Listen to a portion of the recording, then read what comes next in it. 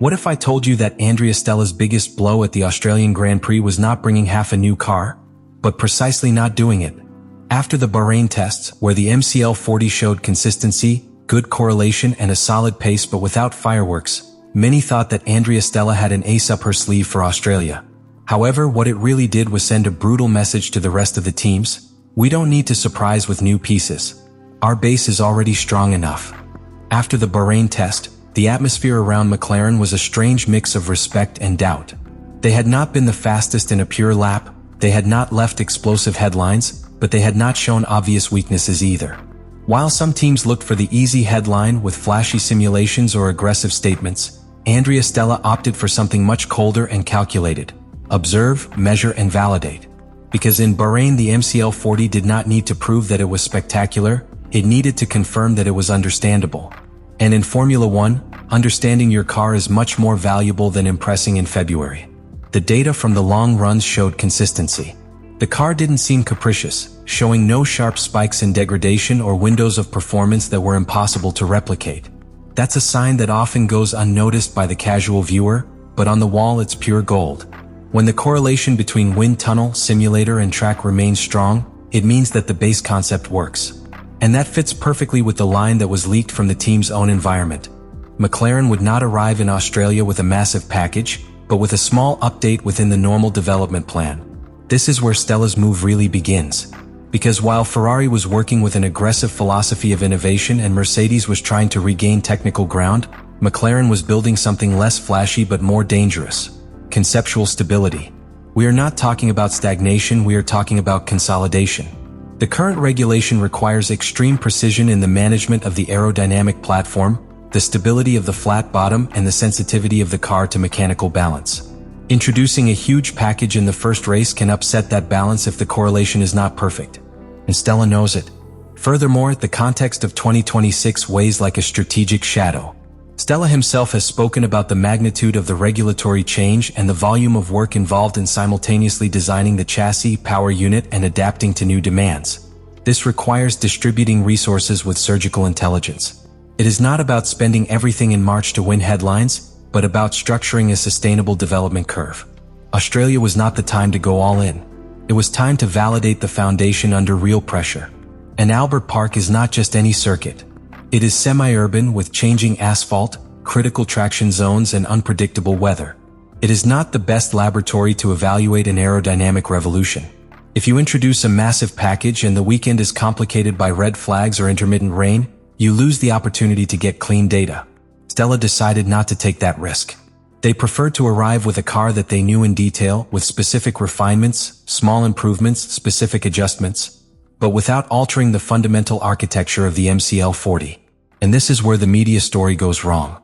The surprise was not the magnitude of the new pieces. The surprise was the trust. Confidence that the base car was already in the fight.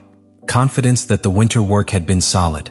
Confidence that technical correlation, one of McLaren's great strengths in its resurgence, should not be put at risk by a premature blow.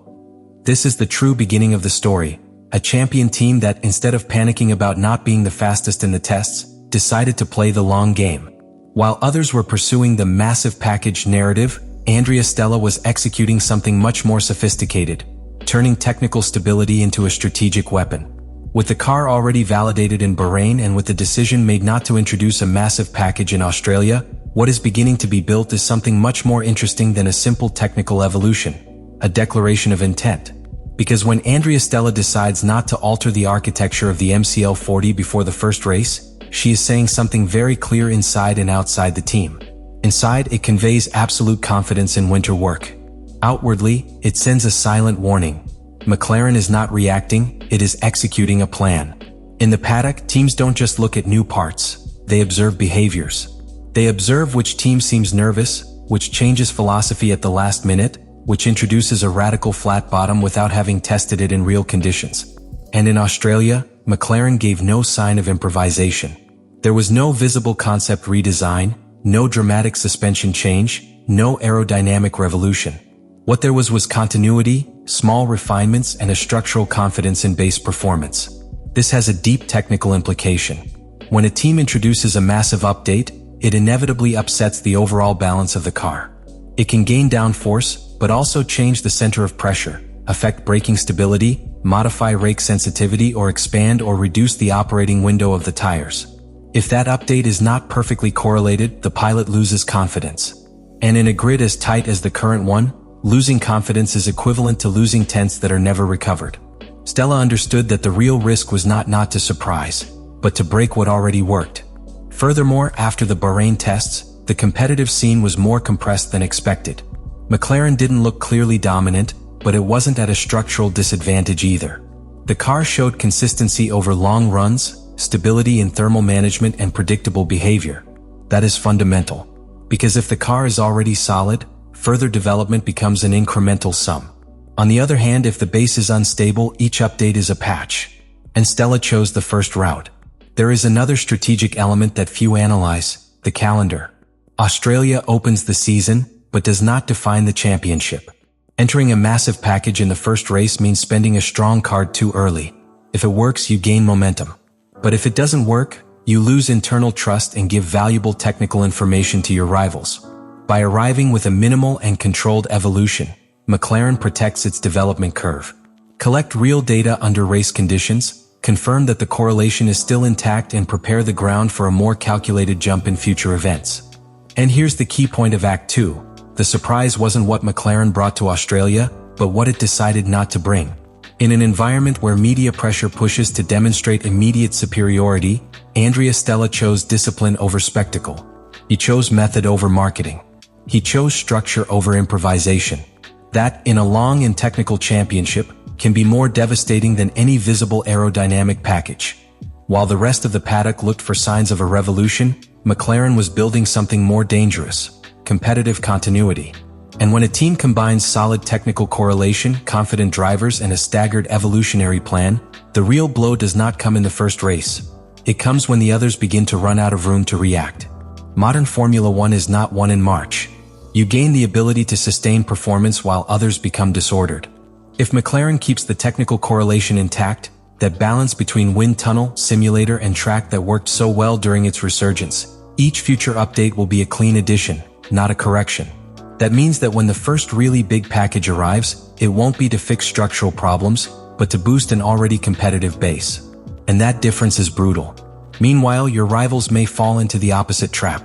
Ferrari, with a more aggressive philosophy and innovation, runs the risk of introducing evolutions that change the behavior of the car too much if the pressure for immediate results increases. Red Bull, in the process of internal reorganization and with a more sensitive car, needs quick solutions to avoid losing ground. In that scenario, McLaren's stability can become its most powerful weapon. Not because it's spectacular, but because it's consistent. Here appears the key concept that defines this season: the development curve. If Stella has designed a phased plan, where Australia was only the real competitive validation phase, the real blow could come on a circuit where aerodynamic efficiency and stability in fast corners are decisive. That's where a carefully prepared, non-improvised package can make a tangible difference without compromising the overall balance of the car. And there is an additional factor: the psychology of the championship. When a team shows that it does not need to react urgently, it conveys strength. Pilots are more confident, engineers work with less pressure, strategic decision-making becomes more rational. On the other hand, when a team begins to introduce emergency parts to cover weaknesses, the internal message is completely different. Stella has shielded that environment. It has prevented Australia from becoming a race of technical anxiety. That is why the supposed massive package was not the real headline. The real headline is this: McLaren is building a season, not a career. Australia was confirmation that the MCL40 does not need a revolution to be in the fight. And if the car is already in the fight without having shown all its cards, the future threat is evident. The championship is not won by whoever makes the most noise at the beginning. Whoever knows when to hit wins. And if Andrea Stella has timed it well, the moment of that blow will not be accidental or desperate. It will be calculated. It will be surgical. And when it arrives, the rest of the paddock may understand that Australia's real surprise wasn't a massive package. It was the strategic patience that was quietly preparing it. After the tests in Bahrain, the team understood that its foundation was solid. Not perfect, but consistent enough not to panic. And in today's Formula One, where the operating window is very narrow and correlation is everything, preserving that stability can be more decisive than adding 10 new parts. Australia was not the scene of a visible revolution. It was the stage where McLaren confirmed that it does not need to reinvent itself to be in the fight. Let me know in the comments what you think about all this.